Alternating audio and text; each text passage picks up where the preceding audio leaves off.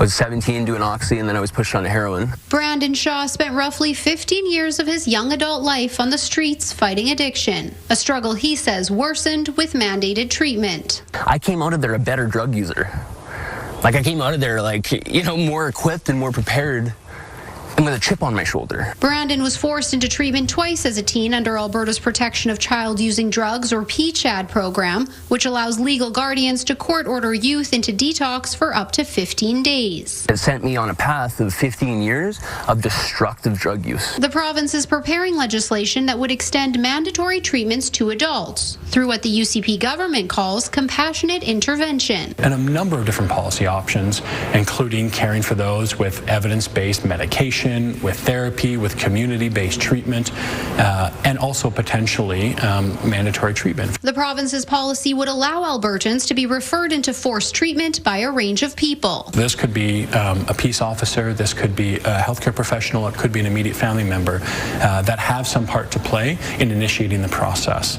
And then it would be up to an independent commission to be able to decide. The minister says decisions would be reviewed by the courts. They're investing a lot of money, however, into this, where the efficacy is not entirely proven to be solid, where there's questionable evidence around it. This addictions expert says there are many unanswered questions around legal checks and balances. One of the biggest questions that's being asked is, what is the threshold for getting someone to be forced into care? There's pretty well-developed indicators for harm to self or others, because this has been something that has been done with serious psychotic illnesses for a long time. This Stanford professor consulted with the province on the plan and commends the province for its commitment to the recovery model, including a recent promise of $180 million over 3 years to begin construction of 2 150-bed intervention facilities to open in 2029. The centers themselves would still need to be high-quality, humane treatment environments. This isn't jail. I mean, you have jails, and of course, people with addiction cycle through jails all the time.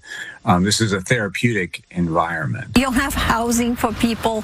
We don't have mental health supports for youth.